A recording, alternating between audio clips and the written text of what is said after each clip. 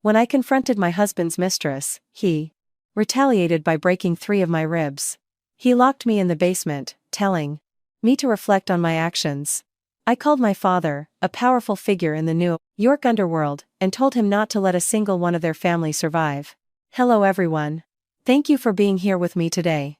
Before I begin my story, I would love to know which city you are all joining from. Please feel free to share in the comments. Now, let me take you into this story. I was in Las Vegas for a major presentation, a keynote speech for a tech design conference. My husband, Ethan, and I had started a company together, but in the Tapanese last few years, I had stepped back to let him take the lead. I was the creative mind, and he was the businessman. Or so I believed.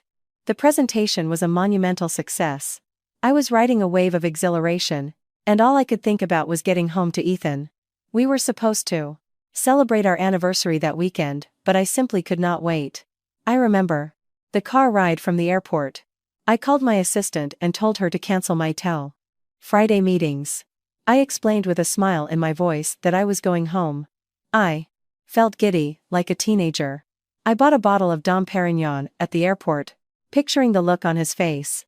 When the car pulled up to our sprawling home in Palo Alto, the house was dark, except for the upstairs bedroom light. It was late, just after 11. I paid the driver, told him to keep the change, and practically skipped to the door, fumbling with my keys. I called out that I was home, honey, as I pushed the door open. Silence. The first thing I noticed was the smell. A heavy, cloying perfume that was not mine. The second thing was the imported Italian marble floor in the foyer. It was cold under my feet, but what was on it made my blood run even colder. A pair of black lace stockings. A red silk bra. They were just dropped, a trail leading up the grand staircase. My heart did not just pound, it stopped. It just seized in my chest. I set the champagne bottle down very, very slowly. The click of my heels echoed in the cavernous silence as I walked to the bottom of the stairs. I whispered his name, Ethan. And then I heard it. A low moan from our bedroom. Our master bedroom. I kicked off my shoes.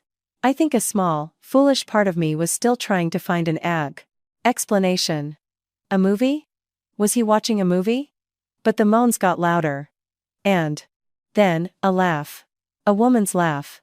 It was sickly sweet, and it was familiar. She asked what he would do if his wife came back early. I froze. I knew that voice. Chloe Vance. My best friend from Stanford. The godmother to the child we never had. Ethan grunted, his breathing heavy with an excitement I had not heard in years. He told her not to worry. He said I was in Vegas and would not be back until tomorrow. He then added, so what if she did, calling me that broke designer. He said he was the one who paid for everything anyway. That broke designer. After I had poured my entire inheritance from my mother into his startup. After my designs had won all the awards that put his name on the map. I was a freeloader. I did not climb the rest of the stairs. I think I floated. My body was numb, but my mind was screaming. I did not knock. I kicked the door open. The sight burned into my retinas. The two of them, pale and tangled in my sheets. My bed. Ethan scrambled off her. He yelled my name, Amelia.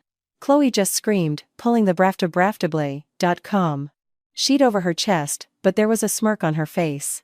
A provocative, defiant smirk. Ethan started to say my name, grabbing for his boxers, telling me this was all a misunderstanding. I told him to shut up. My voice did not sound like my own. I walked straight past him, my eyes locked on Chloe. I whispered the word you. I swung my hand and slapped her across the face with all the strength I had. The sound cracked through the room. Her head snapped to the side. Ethan roared, asking if I was crazy. He leaped from the bed. I turned to face him, and that is when he did it. He did not punch me. He kicked me. A full force, powerful kick to my side. He was wearing his heavy work boots. I heard it. A crack. It was not loud, but it was sickening. The air just vanished. It was sucked out of my lungs. I could not breathe in. I could not breathe out. I just folded, clutching my side, and collapsed onto the floor, gasping like a fish. The pain was immediate, a white-hot, blinding fire that shot through my whole entire torso. I tried to inhale, and it felt like a dozen knives were stabbing me from the inside. He sneered at me to stop the drama and get up as he pulled on his pants. I could not. I was trying to tell him I could not breathe, but no sound came out. Chloe, said his name. Her voice now laced with a tiny bit of panic, telling him she thought he had really hurt me. He spat that I deserved it, asking how dare I hit her, reminding me that her father was the CEO of Vance Global. He looked down at me, his face a mask of contempt, and called me a pathetic nothing. The next few minutes were a blur of agonizing pain. Every time I tried to move, or even breathe, the broken ends of my ribs felt like they were grinding together. Ethan did not call an ambulance. He grabbed me by the arm, the one on the side that was not on fire, and hauled me to my feet. I screamed, a strangled, breathy sound that only made the pain worse. He yelled at me to shut up, his face inches from mine. He said I was going to reflect on what I did. He and Chloe, she was wrapped in my silk robe, I remember that, dragged me out of the bedroom. I was dizzy, my vision spotting with black. They did not take me downstairs to the guest room. They hauled me through the kitchen and to the kitchen heavy oak door that led to the basement. Our basement was not finished. It was a cold, damp, concrete cellar where we stored old furniture and Christmas decorations. It smelled like mildew and earth. He opened the door and shoved me. I stumbled, lost my balance, and tumbled down the first few steps, landing in a heap on the cold concrete floor. The impact sent a shockwave of agony through my body so intense that I almost passed out. I just lay there, sobbing and fighting for every single, shallow breath. I heard Ethan tell our housekeeper, who was standing at the top of the stairs with the top of the stairs look of pure terror, not to give me anything to eat. He said I needed to stay down there for 24 hours and think about my place in this house. The heavy, steel-lined door slammed shut, and the deadbolt clicked into place. Darkness. It was absolute. I was alone in the dark with 3 broken ribs and a second broken life. I do not know how long I lay there. Time just dissolved. My world shrank to the size of the next breath. Inhale, pain. Exhale, pain. I was so cold. I managed to crawl to a corner, pulling an old, dusty tarp over me. I huddled there, shivering, my teeth chattering. Each shiver sent a fresh jolt to my ribs. I started to wonder if I was going to die down there. If he would come down in the morning and find me, a cold, broken-ribbed freeloader. I must have drifted in and out of consciousness. I felt for the phone in my jacket pocket. It was still there. Miraculously, the screen was not cracked. My fingers were so numb and stiff I could barely unlock it. The dim light of the screen was blinding. I was weak, dizzy, and I knew I did not have much time. I scrolled through my contacts. Who could I call? The police? What would I say? That my husband locked me in the basement? They would call it a domestic dispute. My thumb stopped at the very bottom of the list. A single word. Dad. A number. I had not called in 20 years. Not since my mother's funeral. My father, Michael. He is a complicated man. My mother had run away from him and that life. When I was a child. She wanted me to be normal, to be safe. After she died, I chose her path. I went to college, got a design degree, and cut all ties with Kafis. The family business. I never even told my father I was getting married. And what did all that noble pride get me? My finger hovered over the call button. I was his daughter. The daughter who had turned her back on him. What if he hung up? I did not have the strength to call back. I pressed the button. It rang once, twice, 3 times. I was about to hang up.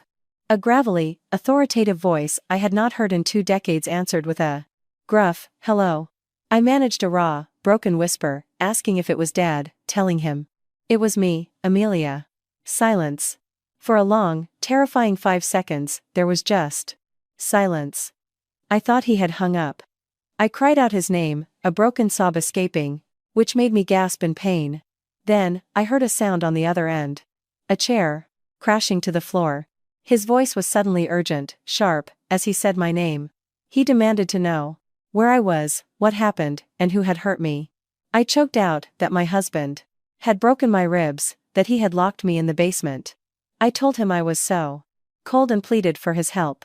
His voice turned to ice as he told me to send my address right now, promising he would be there in 10 minutes.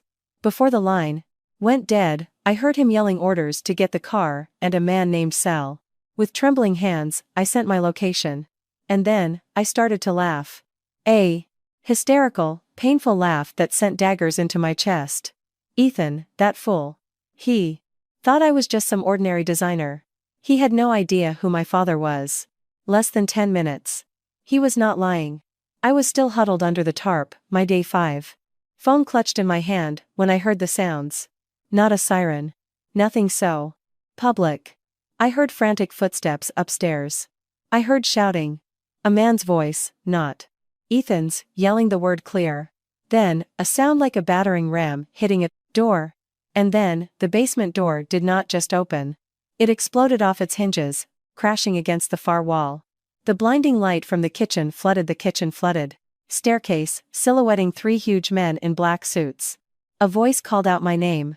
A burly man with a shaved head and a broken nose rushed down the stairs, his eyes scanning the darkness. He knelt beside me, his face a mixture of professional calm and barely concealed rage. He introduced himself as Sal and explained that the Don had sent him to get me.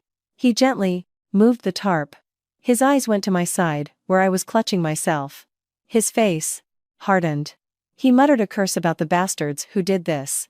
He looked at the bastards stairs and said they needed a board, that he could not carry me because of my ribs.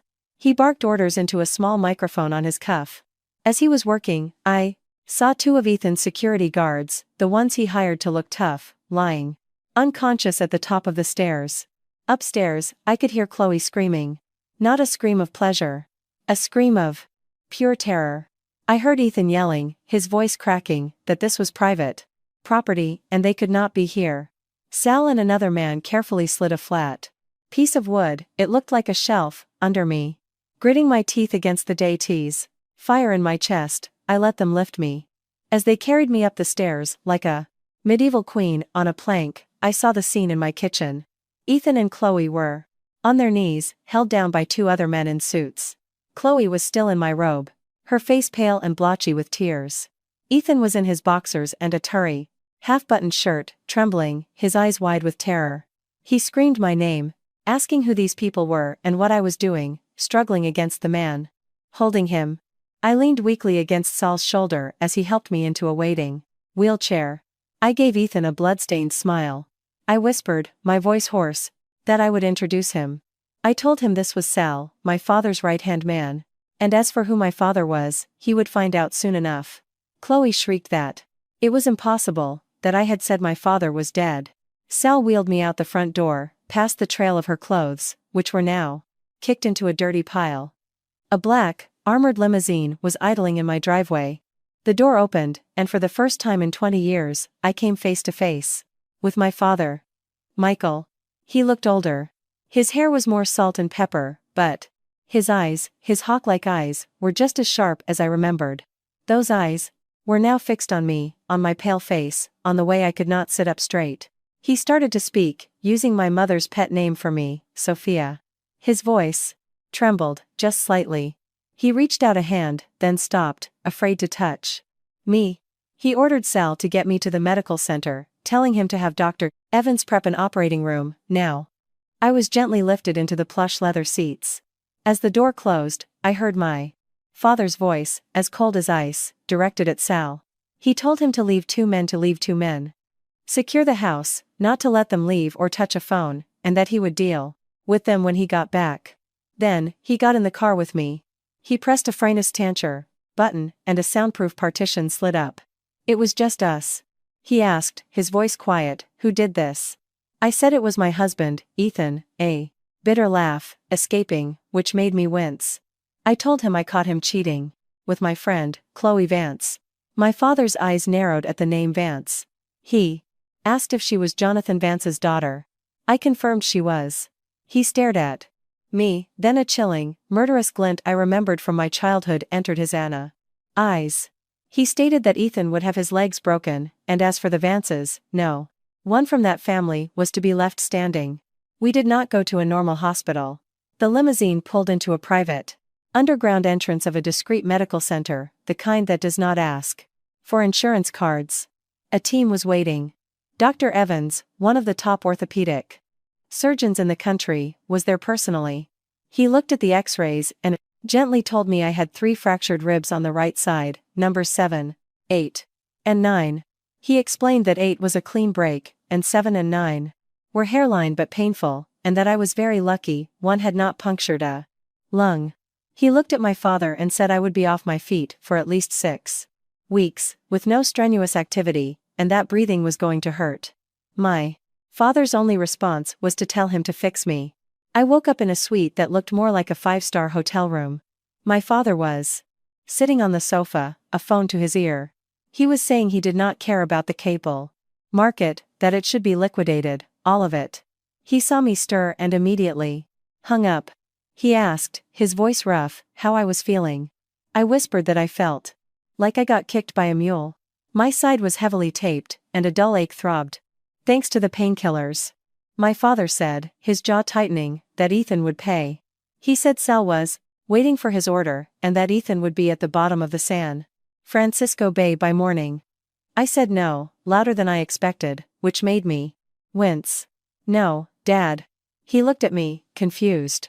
I explained that Ethan had done this to me, that he had dishonored me, and that death was too easy.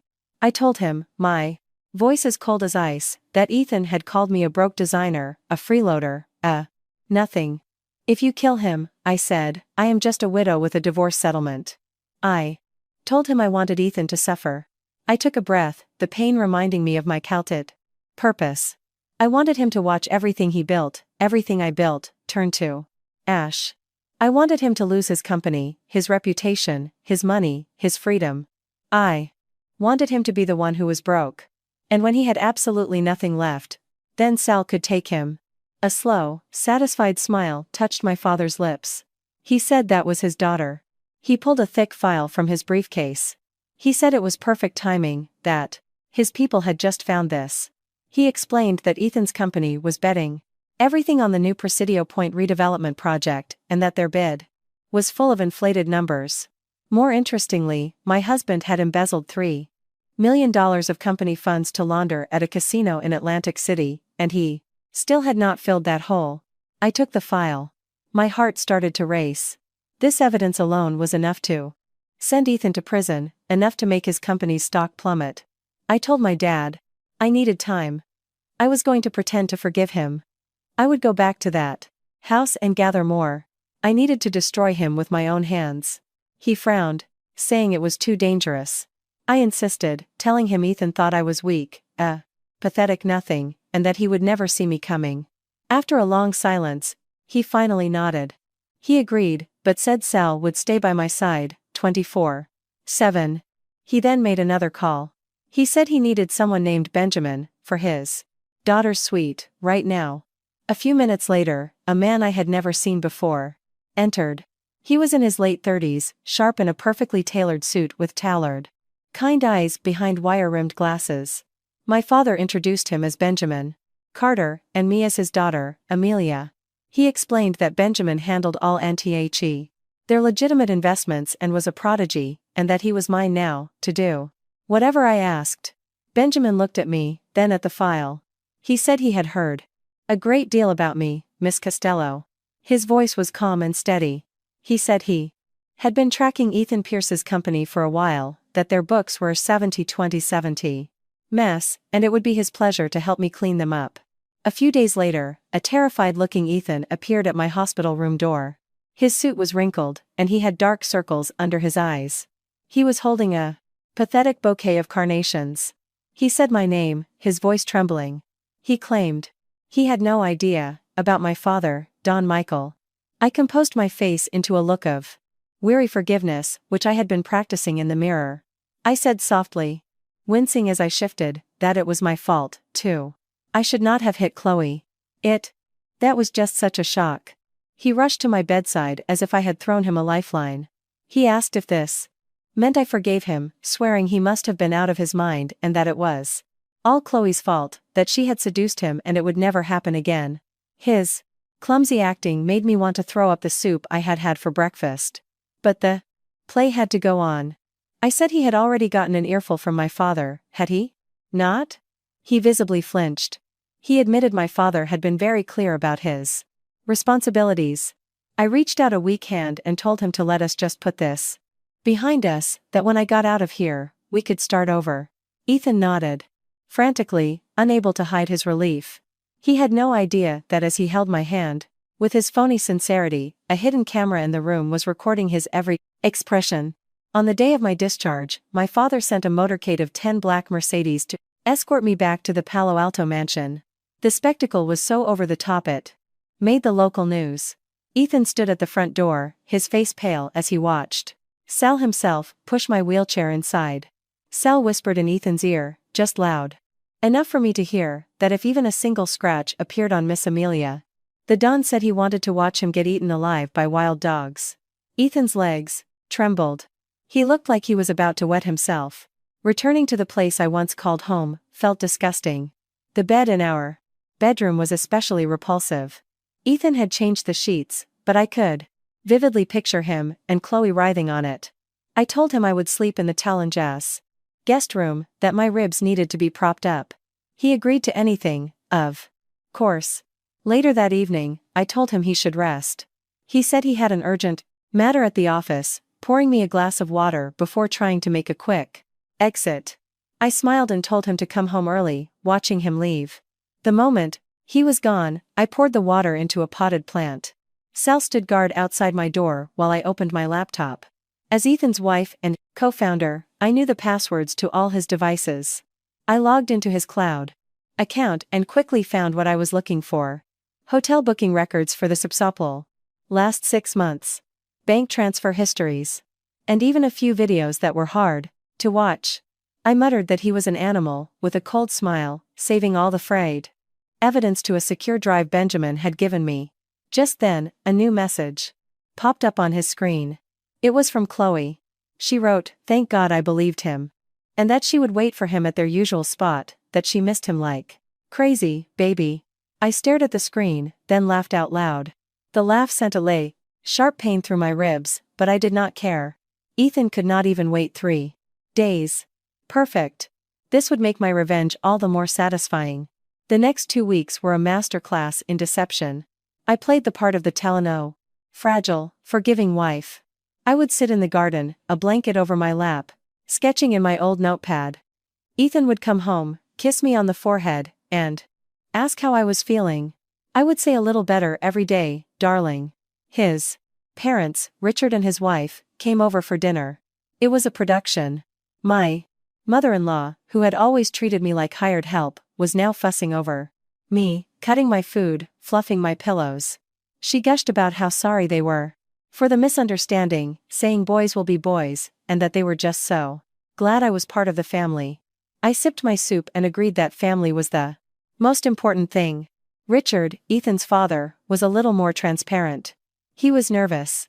He cleared his throat and mentioned that he had heard my father, Don Michael, had been buying up some bonds in the city, making big moves. I smiled sweetly, and said I would not know about that we did not talk business, that we had just reconnected after all these years. He dabbed his forehead with a napkin and agreed. They were all terrified. Not of me, but of my father. They thought I was a broken bird with a powerful protector. They had no idea the broken bird was learning to fly and hunt. Meanwhile, Ethan continued his clumsy dance.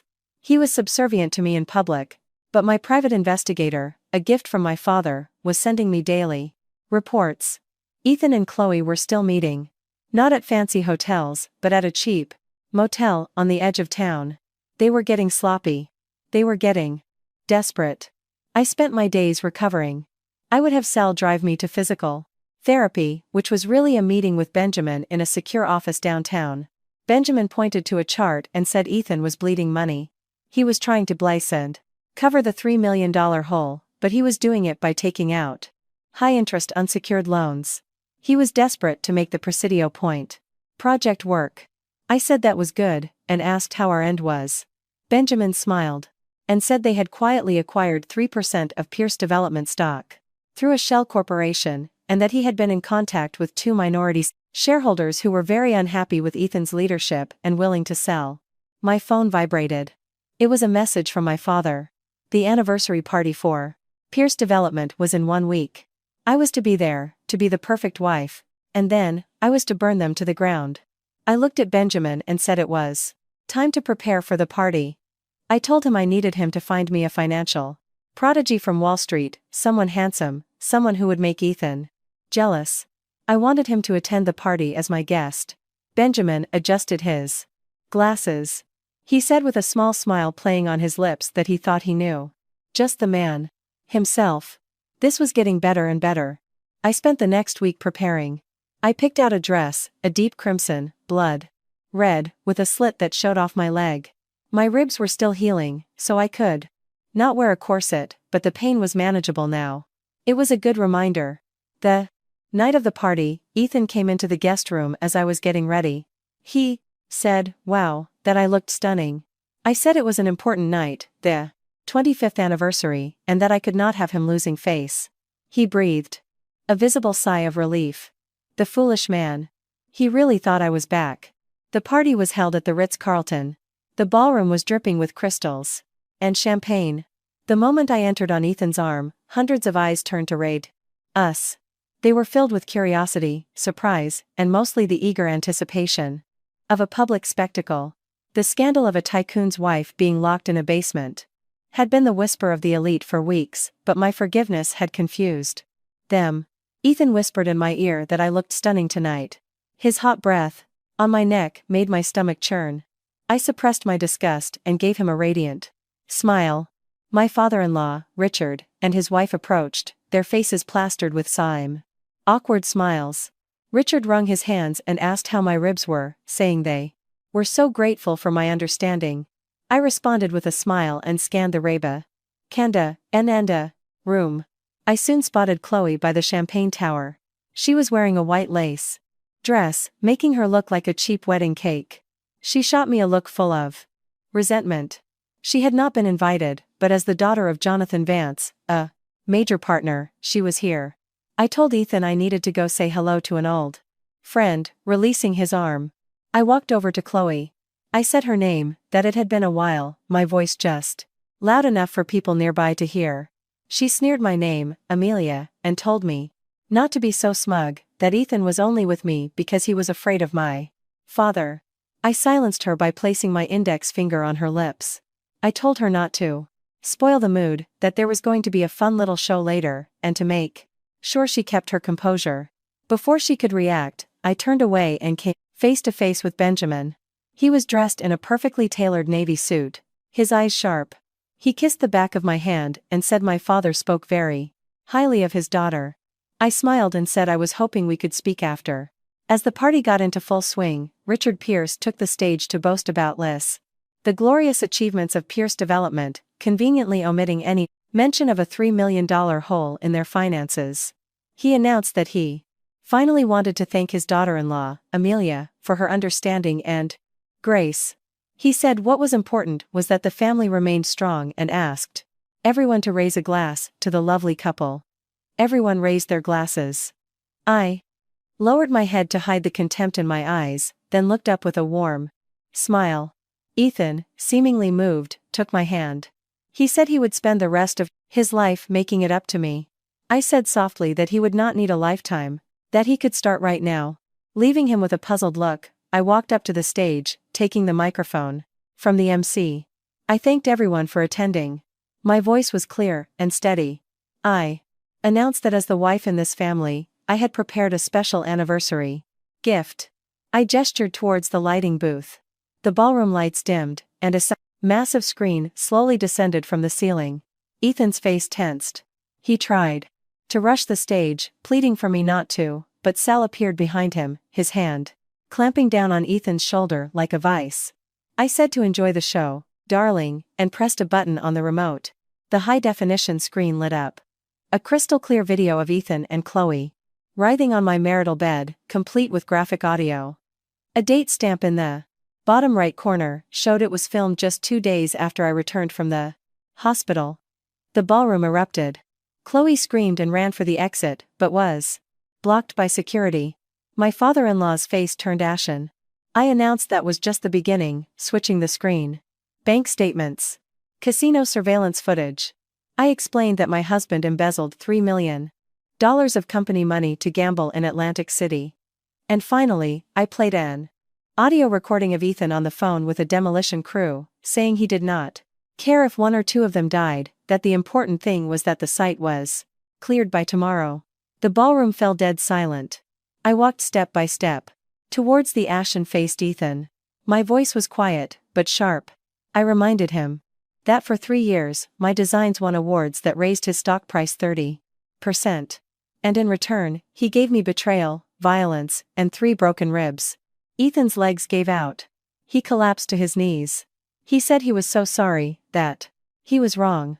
I suddenly raised my voice, turning to the stunned guests and declaring that I forgave him, because I was just that loving of a wife. The room buzzed with confusion. My father-in-law, Richard, as if granted a pardon, scrambled onto the stage and snatched the microphone. He claimed it was a misunderstanding, that as they could see, his daughter-in-law had forgiven his son, and he asked everyone to please enjoy the party. He was trying to do damage control, but the damage was done. The investors were already clustered in a corner, their faces grim. The reporters were frantically typing on their phones. I descended from the stage, walking through a sea of complicated stairs toward the corner, where Benjamin was waiting. He handed me a glass of champagne, his eyes shining with admiration. He called it a magnificent performance. I said it was just the beginning, taking a sip. The next morning, the financial world exploded. The video had been leaked by Benjamin to every major news outlet. The hashtag number Pierce scandal was trending. By the time the market opened at 9:30, Pierce Development stock was in a free fall. I was in Benjamin's high-tech office, which he had set up in a discreet downtown building. We had 3 monitors open. One showed the stock ticker, one showed the news, and one showed a secure feed of our own accounts. Benjamin said calmly that the board was requesting a trading halt, but it was too late, that the short sellers were having a field day. I sipped my coffee and said good, asking when our plan went into effect. He said now. As the price hit rock bottom, our offshore corporation, the one I was the sole beneficiary of, would begin to buy. He explained we were not just short selling, we were executing a hostile takeover. My phone rang. It was Ethan. I let it go to voicemail. It rang again. My father-in-law. I ignored it.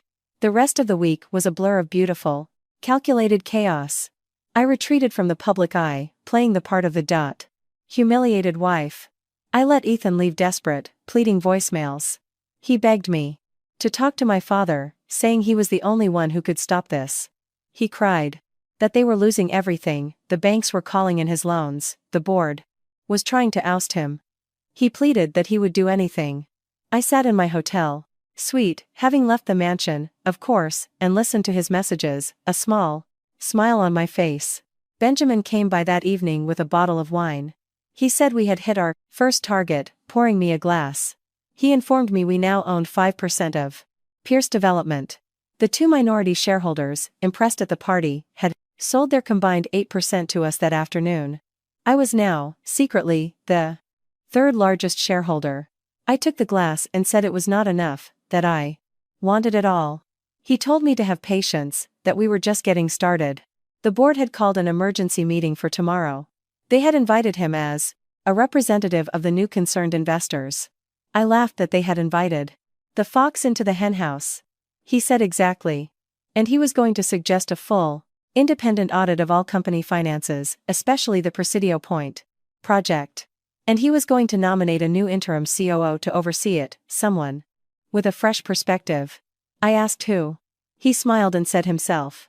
This was better than I could have imagined. Ethan was not just losing his company. He was being replaced by the very man who was helping me tear him down. While Benjamin was handling the corporate demolition, I was handling the beaches. Personal. Something about Chloe still bothered me. She had disappeared after the shower party, and her father, Jonathan Vance, had issued a statement condemning Ethan and supporting his poor, victimized daughter. It was all PR nonsense. But my gut told me there was more. I was still recovering from my ribs. The ache was a constant, dull throb, a reminder. I had a follow-up appointment with Dr. Evans. As I was leaving the discreet medical center, I saw a familiar figure, trying to slip out a side door. It was Chloe. She was wearing a hat, sunglasses, and she looked pale. But what caught my eye was the clinic she was exiting. Obstetrics and gynecology. I quickly ducked around a corner. I called my private investigator.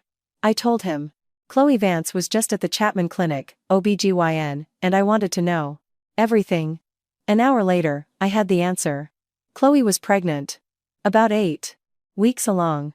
I did the math in my head. 8 weeks. The party was just last week. That meant I pulled out my phone and checked the files I had stolen from Ethan's computer. The hotel receipts, the bank transfers, and his travel itinerary. My blood ran cold, then hot. 8 weeks ago, Ethan Pierce was in Eversevend, Singapore and Hong Kong on a business trip. A 6-week-long trip. He had not been in the country at the time of conception. The baby was not Ethan's. I laughed. This was a soap opera. So, who was the father? I called my PI back. I told him I needed him to look into Chloe's finances, specifically any large, unusual payments. The next day, I got another report. Chloe had been receiving monthly payments. $100,000 every month for the last 3 years. Not from Ethan. From a shell company. A shell company that my father's team traced back in under an hour. It belonged to my father-in-law, Richard Pierce. I had to sit down.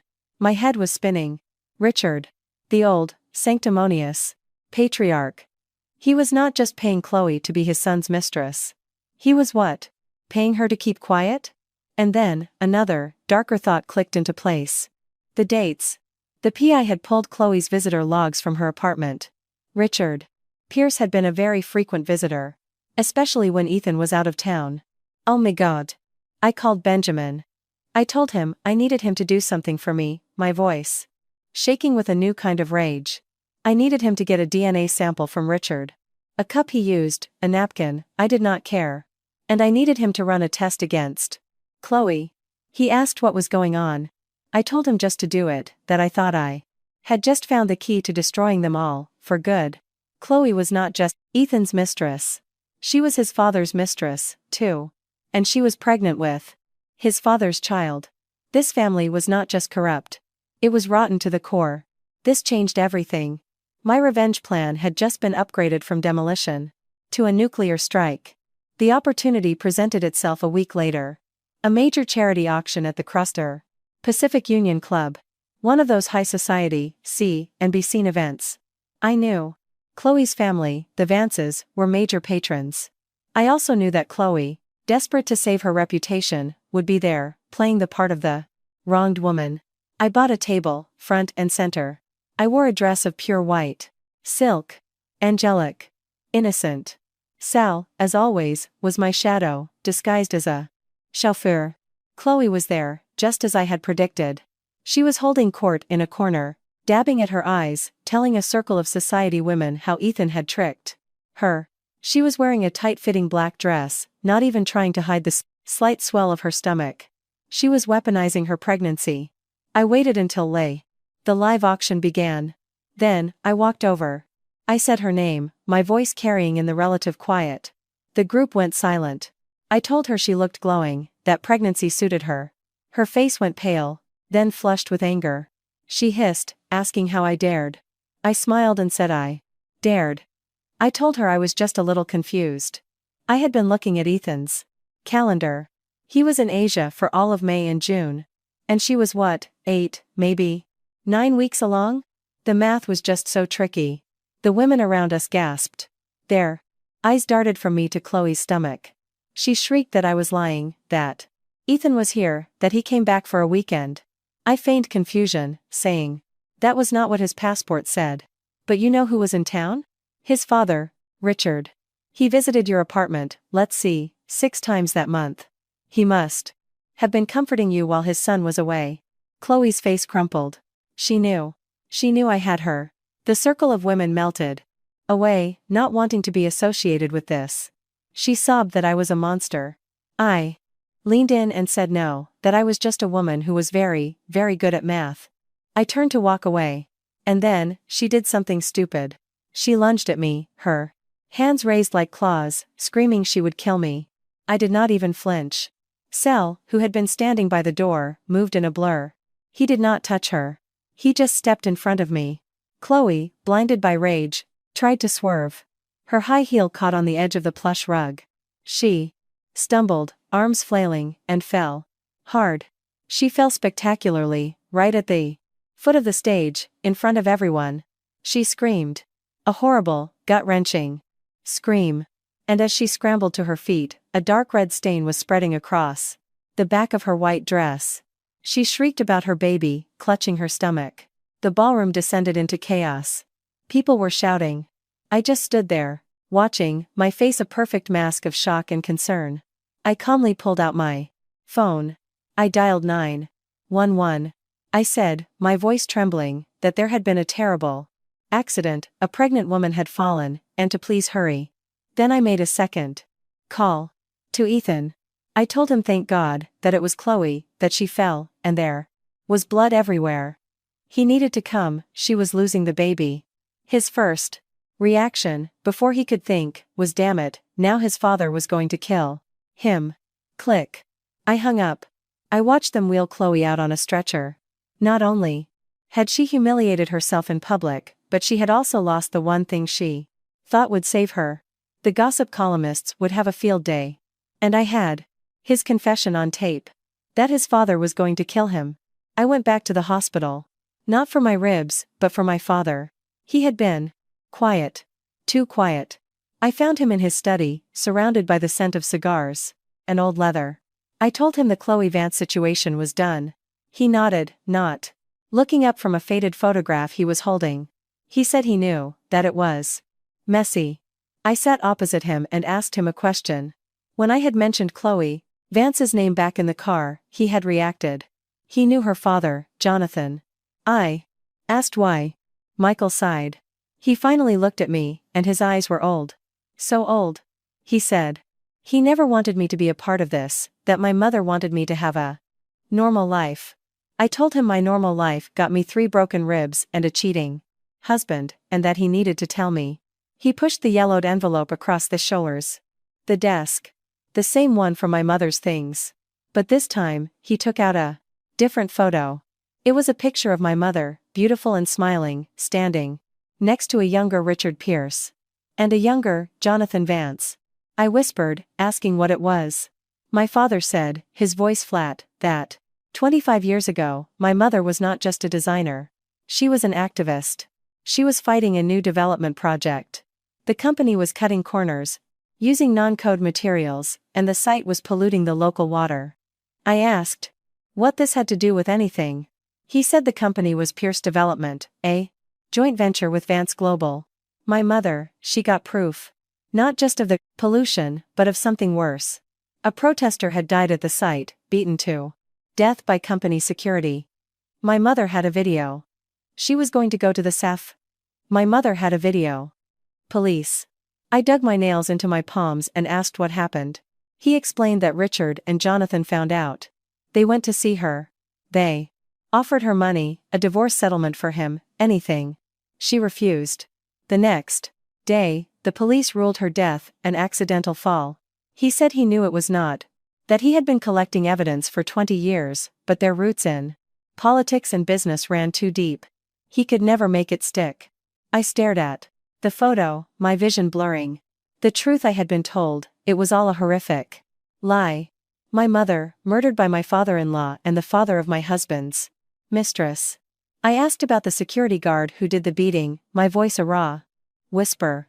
My father sneered that he was dead, died in a car accident 3 days after my mother's funeral. A horrible realization dawned on me. I said he was waiting for this, for me to find out. He sighed that he did not want me to be blinded by his revenge. But now I had my own reasons. I stood up and walked to the window. The gentle, kind mother, who had taught me to paint, who sang me to sleep, had met such a talon's brutal end. I turned back, my voice strangely calm, and told my dad that they had to pay the price, in blood. Not just Ethan. The entire Pierce and Vance families. I wanted an inheritance of blood. A look of dark satisfaction crossed my father's eyes. He asked if I had a plan. I said, oh, yes. Richard Pierce's 60th birthday party was next week.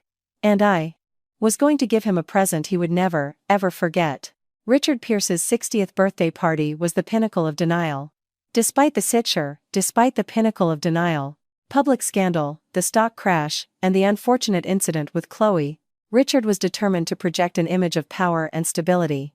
The mansion was lavishly decorated, a string quartet playing. I arrived with Ethan. He was a broken man. His father had forced him to come, to put on a united front.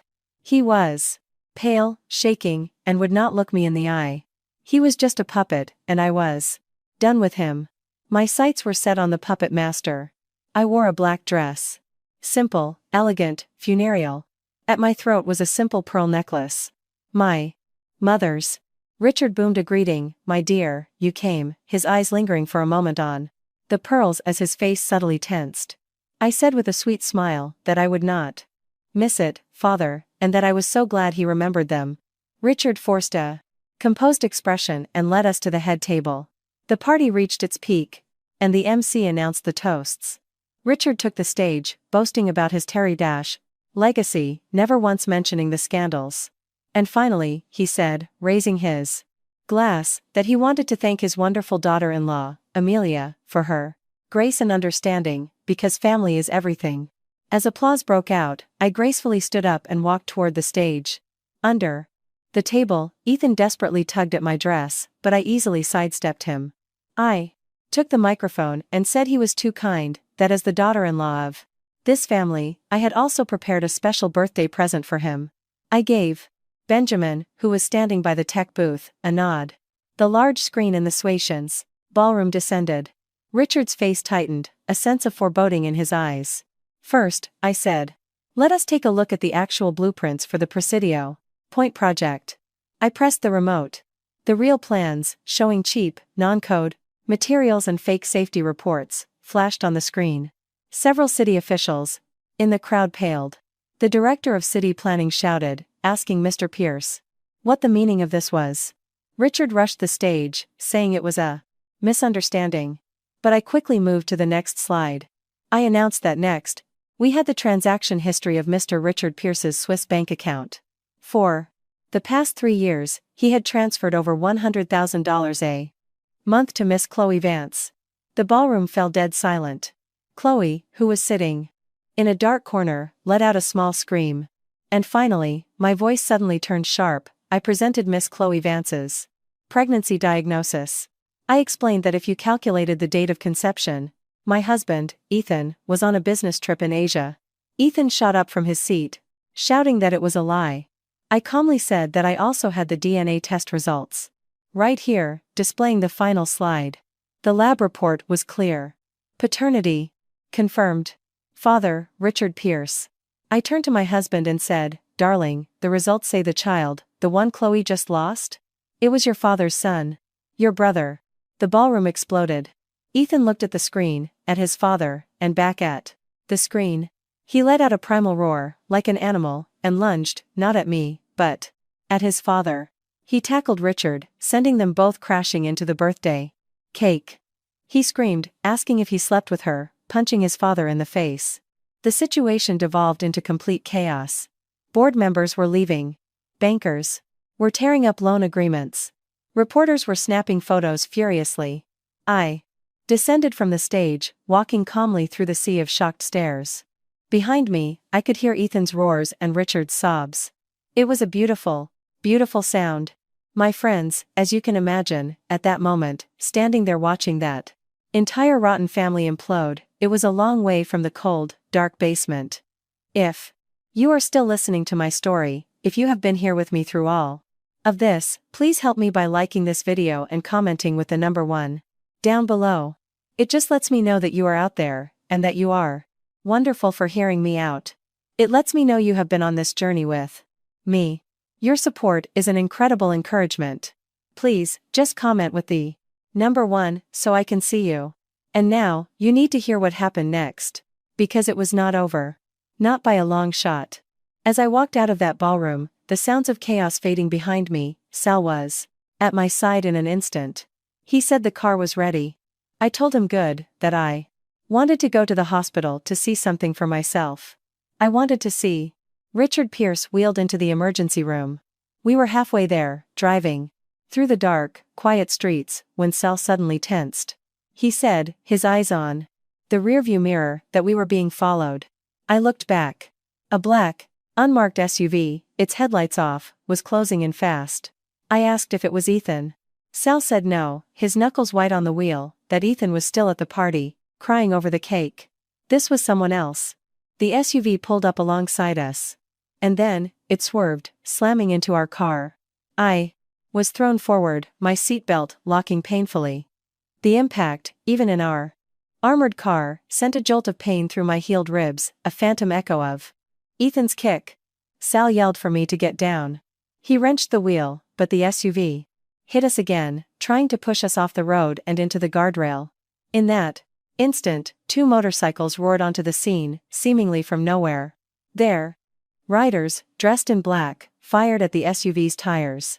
The SUV lost control, flipped several times, and crashed into a concrete divider, exploding in a fireball. Sal said, his breathing not even heavy, that they were from the dawn. He smoothly corrected the car and continued driving as if nothing had happened. He asked if I was all right. I touched the growing lump on my forehead where I had hit the stacker window. I gave a cold smile.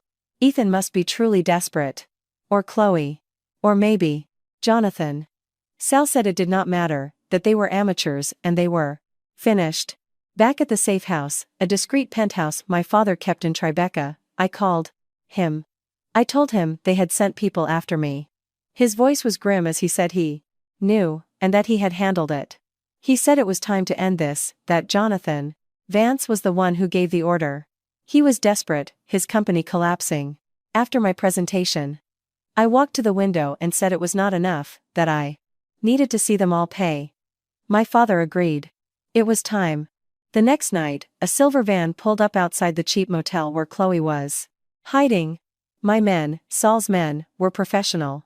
They took her and they took Ethan, who was now a person of interest in his own father's assault case. They were brought to an abandoned warehouse at the docks. I was already there, sitting in the shadows, a single spotlight on 2 empty chairs. When they pulled the hood off Ethan's head, he shrieked, asking what this was. Who they were. Sal told him to shut up. They threw Chloe into the other chair. She was a wreck. Her face was bruised, her hair matted. I stepped into the light and said his name.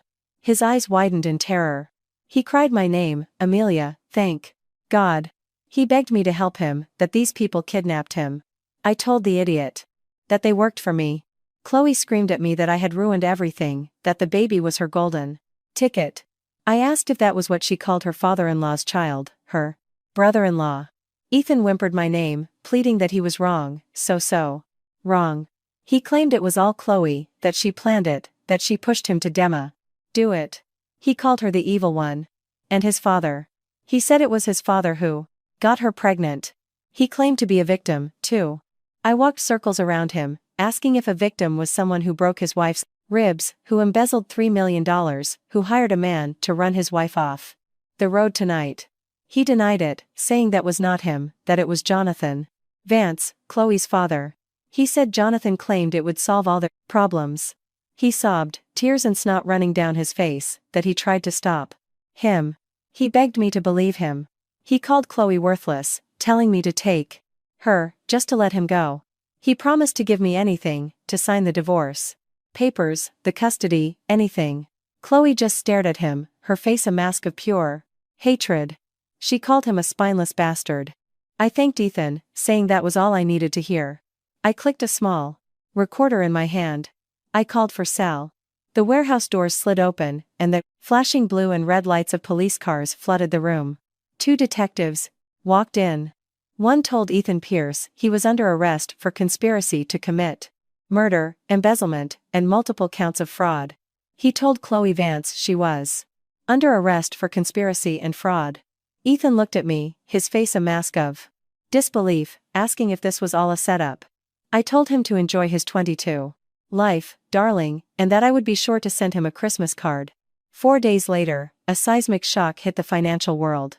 The Costello Group officially announced its acquisition of Pierce Development. As the heir to the group, I held a press conference. I wore a Chanel suit and my mother's pearls. I announced a complete overhaul of the company, a new commitment to safety and ethics, and the establishment of a victims fund for the families affected by the Presidio Point project, and by the crimes of Richard Pierce and Jonathan Vance 25 years ago. A reporter asked what my thoughts were on my husband, who was being investigated for murder for hire. I looked directly into the camera. I said I trusted the law would deliver a just verdict, and that, personally, I felt a deep sense of regret over Mr. Pierce's actions. My only focus now was on healing and on making this company one my mother would have been proud of. After the press conference, Benjamin was waiting for me in the new boardroom. He said the final acquisition papers were ready, that all they needed was my signature. I glanced through them, then looked up. I asked him why he helped me, if it was just because of my father. He adjusted his glasses. He admitted that, at first, yes, he owed the Don his life. But then he stepped closer. He said he had come to admire the woman I had become. I let out a small laugh and signed the papers. I told him Pierce Development was in his hands now, and that I trusted he would turn it into a truly responsible company. He asked where I was going. I told him I was going to see an old friend. The visitation room at the detention center was cold and sterile. Ethan was in an orange jumpsuit, his face unshaven. The moment he saw me, he lunged at the glass, screaming that I was a devil. I calmly picked up the receiver. I informed him his charges were embezzlement, fraud, and murder for hire, and that he was looking at 20 years, minimum. I added that, by the way, Chloe had turned state's witness. She submitted evidence proving he conspired with her father to murder those protesters and me. And his father, Richard?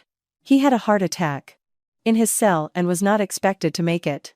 Ethan collapsed into his chair, his soul leaving his body. I said one last thing. That Pierce Development was mine. Now, all the shares in his name and his father's inheritance had been liquidated to cover the funds he embezzled and pay damages to the victims. He was officially a broke designer. The sun was blindingly bright when I left the detention center. In just 6 months, I had gone from a victim locked in a basement to the heir of a multi-billion-dollar organization. I wondered if my mom was watching, if she knew the people who hurt her had all paid the price. 3 months after Ethan was sentenced, the company was renamed Costello International. I stood in the top-floor office, a glass of whiskey in my hand, looking out over New York City. Benjamin walked in, not in a suit, but in a casual sweater. He said gently that I had been staring out that window for an hour, that the board was gone and I could relax. I turned to him and said it was quiet. He said it was over, that I had won. I knew. He walked over, standing beside me. He told me my father had said something. 20 years ago, my mother had saved his father's life in a fire at a chemical plant, a fire set by Jonathan Vance. He took a small box from his pocket. Inside was an exquisite pearl brooch, a matching piece to my mother's necklace. He said she had left this behind. I took it, my eyes filling with tears. He said my old nickname, Sophia, and told me he knew this was sudden, but he said Heaven and Docky wanted to be with me, formally. He knelt. A year later, my father, his health surprisingly improved, walked me down the aisle. At the end of it, Benjamin was waiting. I had tied my mother's brooch to my bouquet. On our honeymoon, I whispered to him that I thought I was pregnant, and if it was a girl, I wanted to name her Lily, after my mother. He held me tight. He thanked me for breaking this endless cycle. In the distance, the dawn of a new day was breaking. My mother's pearls shone under the starlight like a final period at the end of a long sentence. And the beginning of a new one. Thank you all for listening to my story.